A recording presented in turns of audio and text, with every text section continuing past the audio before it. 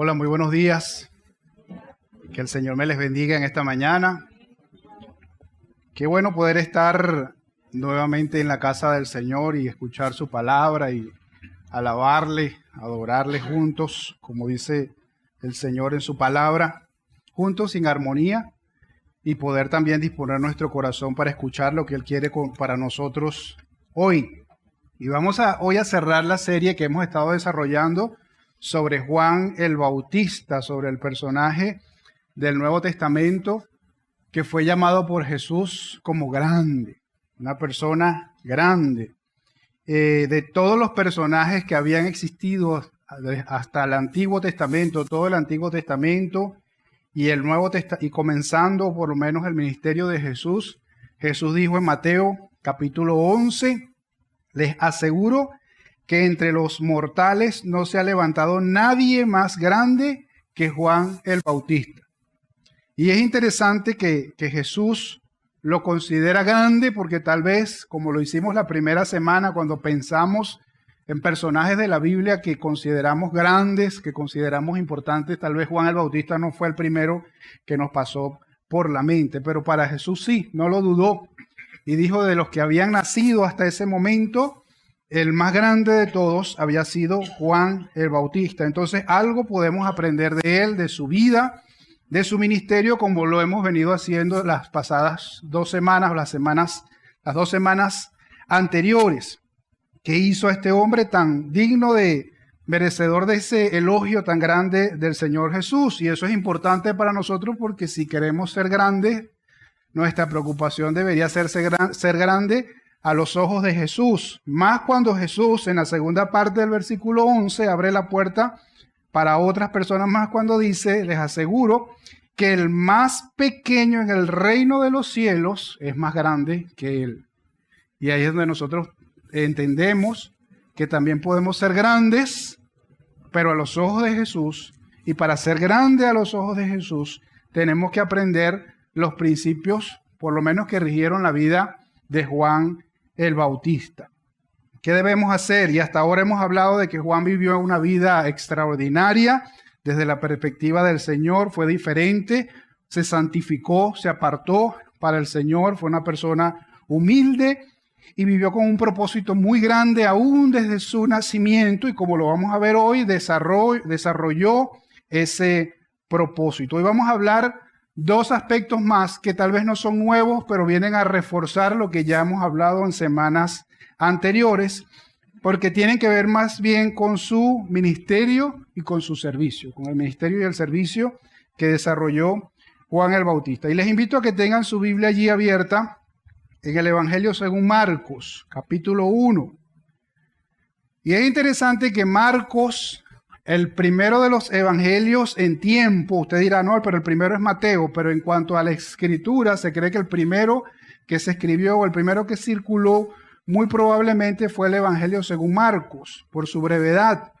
Pero el Evangelio de Marcos comienza de la siguiente manera.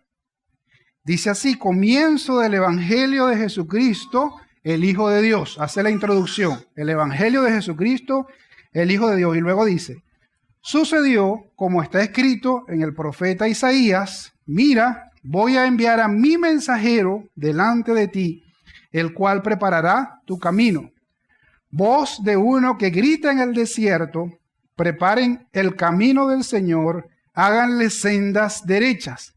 Así se presentó Juan, bautizando en el desierto y predicando el bautismo de arrepentimiento para el perdón de pecados.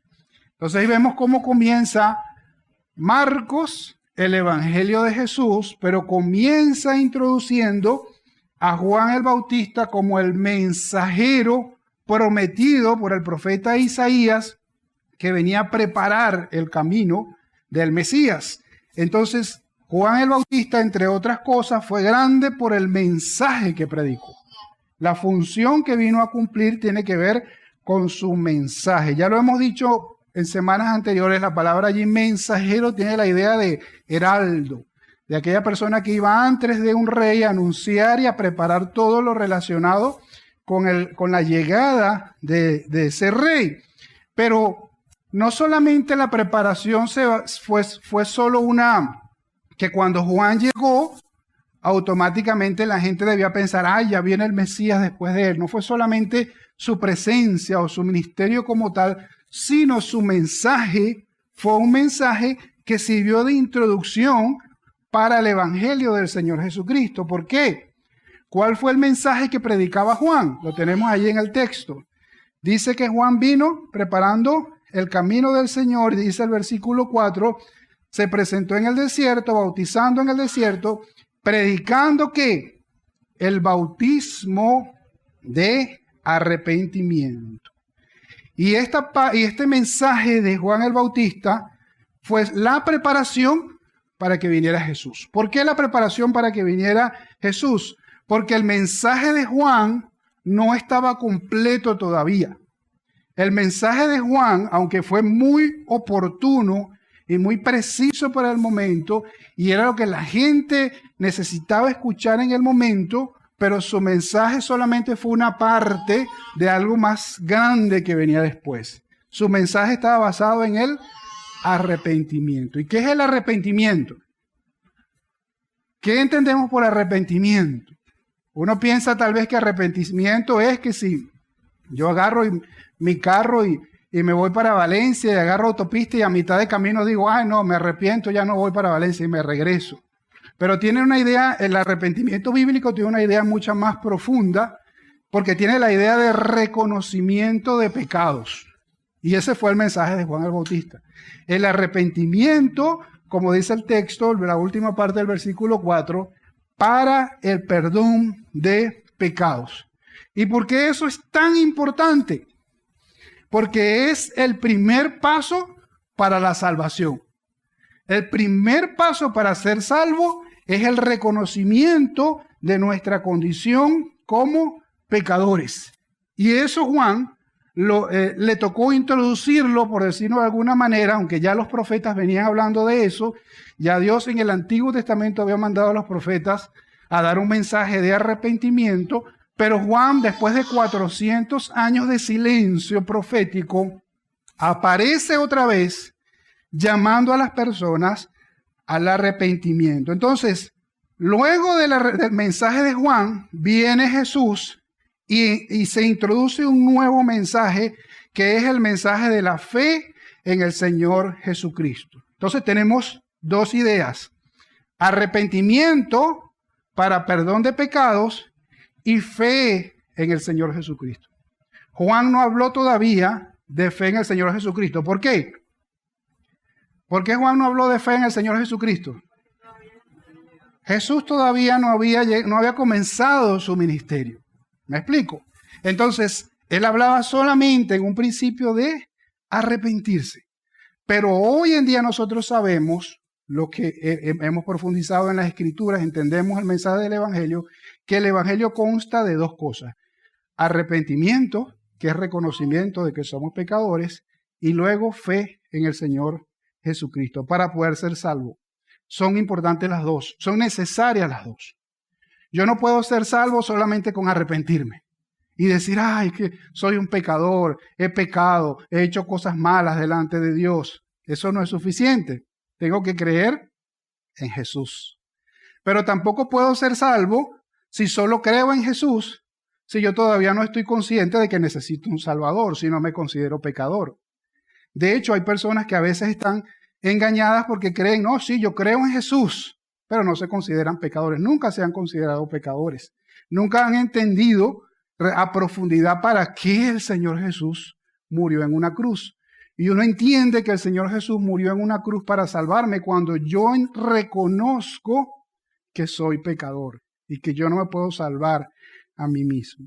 Entonces, solamente Cristo, solamente la fe en Cristo, pero con convicción de pecado, puede traernos salvación. El Evangelio de Marcos sigue diciendo, ya leímos el versículo 4, se presentó bautizando en el desierto y predicando el bautismo de arrepentimiento para el perdón de los pecados. Y dice el versículo 5, toda la gente de la región de Judea y de la ciudad de Jerusalén acudía a él. Cuando confesaban sus pecados, él los bautizaba en el río Jordán. En eso consistió el ministerio de Juan el Bautista. Muy valioso, muy necesario, muy importante en ese momento, pero todavía no estaba completo.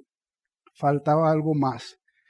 De hecho, su mensaje fue muy directo, muy práctico. Las personas le decían, Lucas lo relata, que la gente le preguntaba, ¿qué tenemos que hacer? Y él les decía lo que tenían que hacer, porque era muy práctico, era con acciones demostrar que estás arrepentido. La gente confesaba sus pecados, reconocía que eran pecadores y eran bautizados, por eso se le llamaba Juan el Bautista, por eso es que se le llama así, porque bautizaba, no porque pertenecía a la denominación bautista, sino porque bautizaba.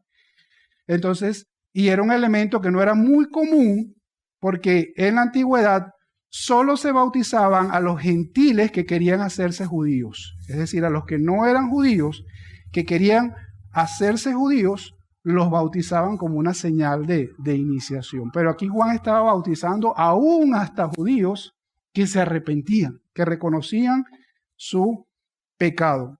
Los fariseos, Juan les hablaba directamente, les decía que ellos creían que por ser hijos de Abraham podían ser salvos. A los soldados les decían que dejaran de extorsionar a las personas. A los publicanos les decía que dejaran de robar. Entonces su mensaje fue muy práctico y muy directo. Pero luego llega Jesús, miren Marcos capítulo 1 también, pero en los versículos 14 y 15 dice, después de que encarcelaron a Juan, y vamos a hablar de eso más adelante, Jesús se fue a Galilea a anunciar las buenas noticias de Dios. Se ha cumplido el tiempo, decía, el reino de Dios está cerca. ¿Y qué decía Jesús? Arrepiéntanse y miren el nuevo elemento, crean las buenas noticias. ¿Cuáles son las buenas noticias? El Evangelio de Jesucristo. Creer en el mensaje de Jesucristo. Entonces llega el tiempo de Jesús y se completa el mensaje. De hecho, si usted ve en su Biblia, después del versículo 15, en Marcos capítulo 1, ve que Jesús llama a sus primeros discípulos. Y llegan los Andrés, llega Simón, llegan los hijos de Zebedeo, que se unen a seguir al Señor Jesús. Nosotros, porque esto es importante, porque nosotros estamos llamados a compartir el mensaje del Evangelio, pero el mensaje del Evangelio en su totalidad. El Evangelio completo, el arrepentimiento y la fe en el Señor Jesucristo. Juan el Bautista hizo su parte en su momento. Nosotros tenemos que hacer nuestra parte en nuestro momento y dar a conocer el mensaje del arrepentimiento para perdón de pecados, pero también de la fe en el Señor Jesucristo. Y la pregunta para nosotros es, ¿estoy siendo yo un portavoz del mensaje del Evangelio? Y es verdad que el único que puede convencer de pecado es el Espíritu Santo, porque es el único que puede hacerlo. Usted no puede convencer a un amigo suyo, un familiar suyo, un vecino suyo de que es pecador. Usted no lo va a poder hacer. Usted se lo puede pintar, se lo puede dibujar, le puede leer los 10 mandamientos y no lo va a convencer. El único que lo va a convencer es el Espíritu Santo. Y nosotros por eso tenemos que orar. La oración debe acompañar siempre el ministerio de la evangelización, porque es el Espíritu Santo el que convence. Pero yo debo insistir en la importancia del arrepentimiento para el perdón de pecado. Cuando ya la persona ha reconocido su condición de pecador, entonces ahora sí, invitarle a recibir a Jesús. Como por ejemplo, el carcelero de Filipo. Conocen la historia del carcelero de Filipo. El carcelero de Filipo, cuando se dio cuenta de lo que había sucedido, se dio cuenta que tenían prisionero a Pablo y que eso había estado mal, él quiso quitarse la vida, pero cuando se dio cuenta que no se había ido Pablo, él dice, ¿qué tengo que hacer para ser salvo? Ya ese hombre estaba arrepentido. ¿Y qué le dijo Pablo? Cree en el Señor Jesucristo y serás salvo tú y tu casa. El arrepentimiento ya se había dado, la convicción de pecado ya se había dado. Pero en otros casos, vemos en la Biblia, por ejemplo, el primer discurso de Pedro. Cuando Pedro está compartiendo el mensaje del Evangelio ante los primeros oyentes allá en Hechos capítulo 3, las personas dijeron, ¿qué tenemos que hacer? le hicieron la pregunta, porque ellos no entendían. Bueno, sí, mataron a Jesús, fue crucificado por ustedes, por sus pecados, pero ellos no entendían. ¿Y qué les dijo Pedro? Arrepiéntanse, primero les dijo, y después les dijo, crean en el Señor Jesucristo. Ahora hablando si es el caso de alguien aquí que no ha dado ese paso, que no se ha arrepentido de sus pecados y no ha creído en el Señor Jesucristo, no puedes tener salvación si no has dado esos dos pasos que van juntos, que en realidad es un solo paso, pero deben ir juntos. Las buenas noticias del Evangelio incluyen el convencimiento de pecado, pero la buena noticia es que Cristo me puede perdonar los pecados. No solamente el ser de arrepentirse, no solo eso es suficiente para salvación. De hecho, valga la redundancia, en el libro de los Hechos, en algunas partes donde iban los apóstoles predicando el Evangelio, consiguieron discípulos de Juan, ¿se acuerdan? Y decían, fuimos bautizados en el nombre de Juan o fuimos bautizados por Juan. Es decir, solamente se habían arrepentido y ellos le dijeron, eso no es suficiente, hay que creer en Jesús y ser bautizado en el nombre de Jesús. Entonces, arrepentimiento y fe. Y como decíamos la semana pasada, ya eso había sido anunciado, la profecía de la vida de Juan, el mensaje de Juan. Pero lo que vemos y lo que quiero destacar aquí en esta mañana es cómo Juan vivió para un propósito grande. Y ese propósito grande tenía que ver con el mensaje de preparar el camino para el Señor Jesús. Amén. Vamos a lo segundo que quiero destacar de Juan. Y es que Juan fue grande por su servicio humilde. El Evangelio de Marcos, volvemos a Marcos capítulo 1, versículos 6 al 8, dice que la ropa de Juan estaba hecha de pelo de camello. Llevaba puesto un cinturón de cuero y comía langostas y miel silvestre. Esa langosta no es la langosta de mar, por cierto, ¿no?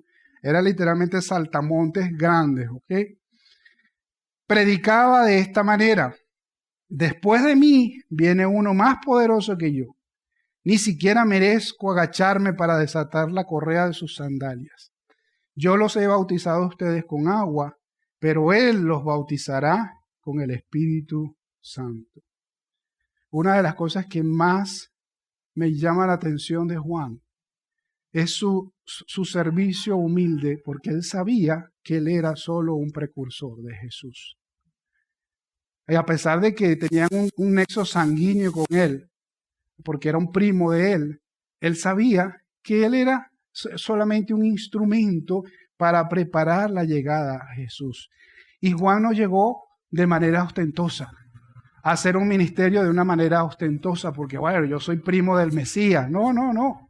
Dice que llegó, hizo el ministerio en un lugar donde tal vez nosotros no hubiésemos hecho un ministerio, porque ¿quién hubiese querido ir a hacer un ministerio en el desierto, donde no hay nadie? Pero él se fue al desierto.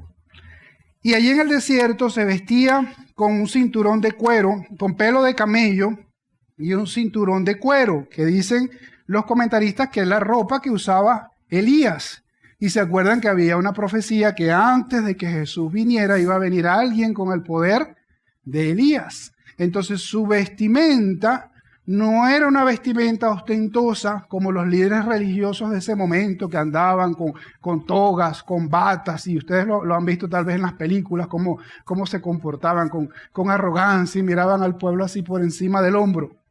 Pero Juan vivió una actitud humilde, prestó un servicio humilde. Su ropa era humilde, su comida era sencilla, se alimentaba de lo que había en el desierto, langostas y miel.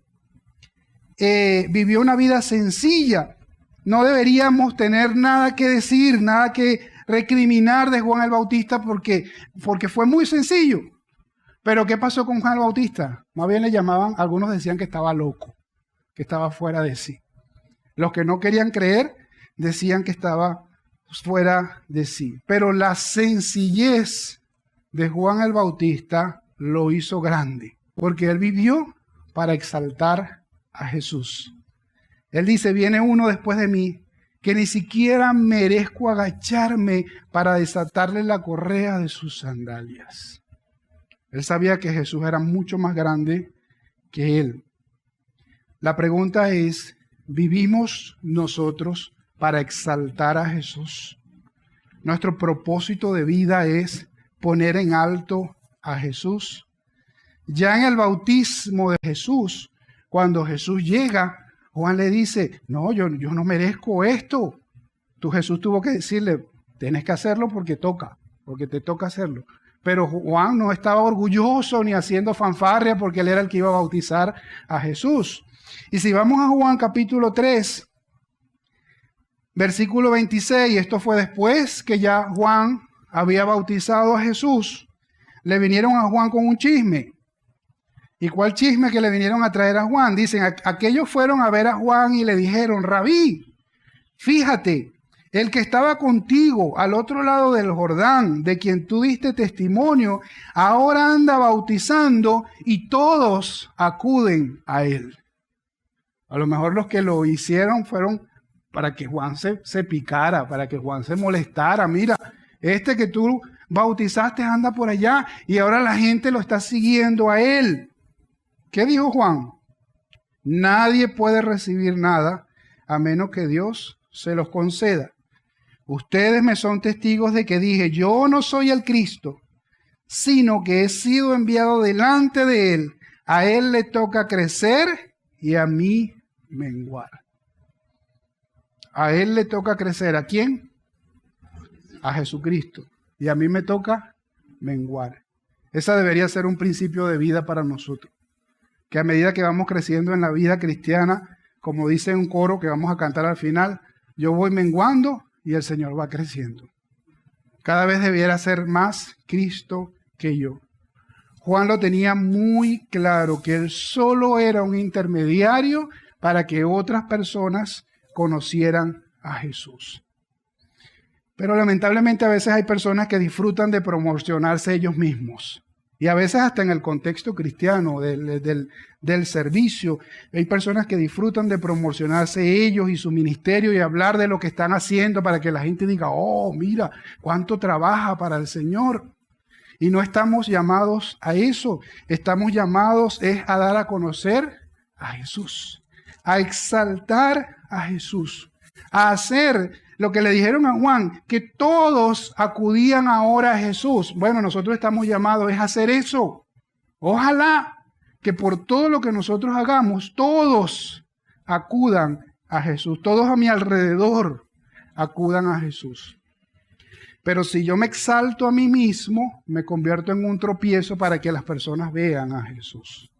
Y eso es lo que Pablo cuestiona en la iglesia de Corinto. ¿Se acuerdan que Pablo les dice, hablando de las divisiones que habían, porque habían unos que decían, yo soy de Pablo, yo soy de Apolos, y Pablo dijo, ¿qué es eso? Nosotros somos de Cristo, y tenemos que exaltar al Señor Jesucristo. El que sirve o el que hace las cosas buscando reconocimiento de los demás, buscando aprobación de los demás, como dijo Jesús, ya tiene su recompensa. Pero no es la recompensa que Dios tiene preparado para quienes viven una vida de servicio humilde, para exaltar al Señor. Nosotros estamos llamados para que otros vean a Jesús. Y la pregunta para reflexionar nosotros, ¿qué ven otros en mí? ¿Qué ven otras personas en mí?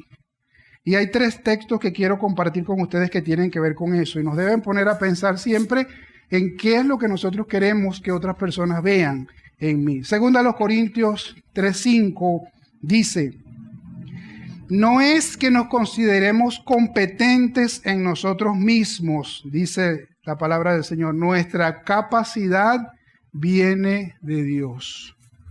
Otras versiones dicen nuestra suficiencia viene de Dios, no por nosotros mismos, no por lo que nosotros somos. Jesús, en el Sermón del Monte, Mateo 5:16, dice, hagan brillar su luz delante de todos. Muchos se quedan hasta ahí, les gusta brillar. Pero dice, hagan brillar su luz delante de todos, para que ellos puedan ver las obras de ustedes y alaben a su Padre que está en los cielos. Entonces, el servicio que Dios aprueba es el servicio que exalta a Dios, el que hace que otras personas alaben a Dios. Y 1 Corintios 15:10 dice, y ahí está hablando el apóstol Pablo, por la gracia de Dios soy lo que soy. Y la gracia que Él me concedió no se quedó sin fruto. Luego habla de algunas cosas que Él había hecho, pero termina diciendo, aunque no yo, sino la gracia de Dios que está conmigo. Así quiere el Señor que vivamos, exaltando a Dios, exaltando su gracia, no a nosotros. La pregunta es, ¿cómo vives tú? ¿Cómo estamos viviendo nosotros? ¿A quién deseamos exaltar? ¿A quién quieres que otros vean cuando tú haces algo, cuando prestas un servicio? Y no solamente en la iglesia, en cualquier otro lugar, porque el principio funciona en todo lugar. Si yo me exalto a mí mismo, dice la Biblia que voy a ser humillado. Pero si yo soy humilde, ¿quién me va a exaltar? El Señor me va a exaltar. Y cabe destacar que si seguimos pensando en la vida de Juan, y quizás no voy a entrar en detalle en esos elementos que yo sé que son importantes, también relevantes en la vida de Juan, hay dos cosas que me llaman mucho la atención. Ustedes saben que Juan termina preso por cuestionar al rey en ese momento, al gobernador de ese momento. Y estando en la cárcel, Juan se da cuenta que pasa el tiempo, no sé cuánto tiempo había pasado en la cárcel, y manda a sus discípulos a preguntarle a Jesús si Él es el que había de venir o habría que esperar a otro. Y yo no sé si a usted le llama la atención eso, porque Él comienza su ministerio seguro diciendo, este es el Cordero de Dios. Cuando Jesús fue bautizado dijo, aquí está el Cordero de Dios. Pero cuando Él tiene tiempo en la cárcel, manda a preguntar que si Él es o hay que esperar a otro. Y hay otra cosa que me llama mucho la atención, ya voy a hablar de eso, pero hay otra cosa que me llama mucho la atención, es su muerte cruel e injusta. Porque fue víctima del poder de ese tiempo, terminó en la cárcel, y al final, aunque el rey no lo quería matar, lo termina matando por la sagacidad y por la astucia de unas mujeres que actuaron con mucha malicia, con perversidad. Y uno dice, ¿por qué Dios no lo cuidó? ¿Por qué Dios no lo protegió? ¿Por qué no evitó que ocurriera esa injusticia? Pero, a pesar de ello, Jesús dice que Él fue grande. Entonces, ¿a qué conclusión llegamos al poner todo esto en la mesa? Es que como seres humanos puede ser normal que tengamos dudas en algún momento. Parece que Juan las tuvo en algún momento. Porque la realidad a su alrededor, el estar preso en una cárcel, no le cuadraba mucho en los planes de Dios. Tal vez, y estoy especulando, no estoy diciendo que eso, por eso no lo dice la Biblia, pero tal vez en la prisión diría, bueno, pero yo no era el mensajero del Señor, el que vino a preparar su camino y estoy aquí en una cárcel. Entonces, en esos momentos entra la duda. Pero esa duda se la presentó al Señor y es lo que deberemos aprender de Juan. Cuando dudemos, ¿con quién tenemos que hablar? Con el Señor. Señor, ¿por qué estoy pasando esto? ¿Por qué esta circunstancia? Y esperar la respuesta de Él. Y lo otro que aprendemos al poner esto en la mesa, la realidad de la vida de Juan el Bautista, es que aún podemos ser víctimas de injusticia en esta vida. Podemos ser víctimas de injusticia. Pero no por eso vamos a perder la satisfacción de ser reconocidos por el Señor Jesucristo como fieles a Él, como sucedió con Juan.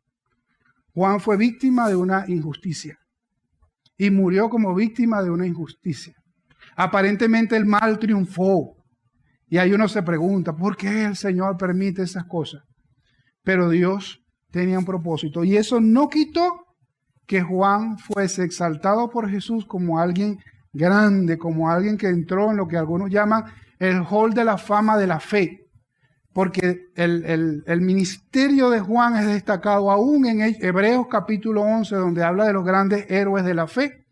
Aparece destacado quizás no el nombre, pero sí la vida y lo que hizo Juan el Bautista. Entonces eso nos recuerda que en nuestra vida no estamos para disfrutar de puras cosas buenas. En la vida podemos pasar por sufrimiento y aún podemos pasar por injusticia, pero nuestra vida no es para nuestra satisfacción al 100%. Nuestra vida no es para disfrutar de felicidad toda la vida. Nuestra vida es para agradar a Dios y para cumplir el propósito de Dios.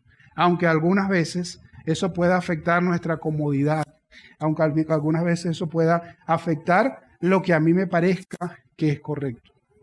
Ahora, ¿quién se ofrece felicidad perpetua? Satanás. Él sí la ofrece. Le dijo el Señor Jesús allá en el monte de la tentación: mira, todo lo que tú ves, te lo doy si tú me adoras. Pero lo que pasa es que como Satanás es un mentiroso. Y el que le cree, pobrecito, el que le cree. Pero él engaña. Jesucristo no engaña. Jesucristo dice: en el mundo tendréis aflicción, pero confíen que yo he vencido al mundo. Entonces la grandeza del Señor, la grandeza según Jesús, ya para cerrar, sumado a lo que hemos visto en las semanas anteriores, viene al ser vivir una vida de ser mensajeros del Evangelio y de ser servidores humildes. Si tú quieres ser grande a los ojos de Jesús, te animo a recapitular o reconsiderar lo que hemos hablado en semanas anteriores, pero también sumarle estos elementos. Vivir una vida como un mensajero del Evangelio de Jesús y como un servidor humilde. Dejemos de buscar grandeza en otra parte. El Señor quiere personas comprometidas con Él, que sean fieles hasta el fin, como lo fue Juan. Aún en el momento difícil, se mantuvo fiel. Hay gente que dice: sí, Señor, yo te sirvo en lo que sea, pero cuando viene el tiempo difícil, cuando viene el compromiso, cuando viene el sacrificio, ahí sí nos cuesta. El Señor quiere personas que sean fieles, no por emocionalismo, sino como Juan, que no vaciló y no paró por ser peligroso. La grandeza, según el Señor Jesús, trata de seguir a Jesús. Y termino con las palabras del Señor Jesús en Juan capítulo 12, versículo 26. Jesús dijo: quien quiera servirme debe seguirme, y donde yo esté, allí también estará mi siervo. A quien me sirva, mi Padre lo honrará. Si usted quiere servir al Señor, ¿qué tiene que hacer primero? Seguirle. Algunos creen que pueden servir al Señor sin seguirle. No, no se puede. De hecho, yo he tenido problemas con algunas personas que me dicen: no, uno puede servir al Señor donde sea. No, no es donde sea, donde Dios quiere que yo le sirva. Porque yo puedo querer servirle en otro lugar y no es donde el Señor quiere que yo le sirva. Primero tengo que seguirle. Y dice: donde yo esté, dice el Señor, allí también estará mi siervo. Es decir, Señor, tú quieres que yo esté aquí y te sirvo. Señor, tú quieres que esté allá, estoy allá y te sirvo allá. Pero yo primero tengo que estar claro de que mi compromiso es primero seguir al Señor, luego servirle. El Señor va a estar allí donde esté su siervo, lo promete en su palabra, y termina diciendo: a quien me sirva, ¿qué pasará? Mi Padre lo honrará. Es decir, mi Padre lo engrandecerá. Mi Padre lo pondrá en alto. ¿Pero por qué? Porque primero le siguió y después le sirvió.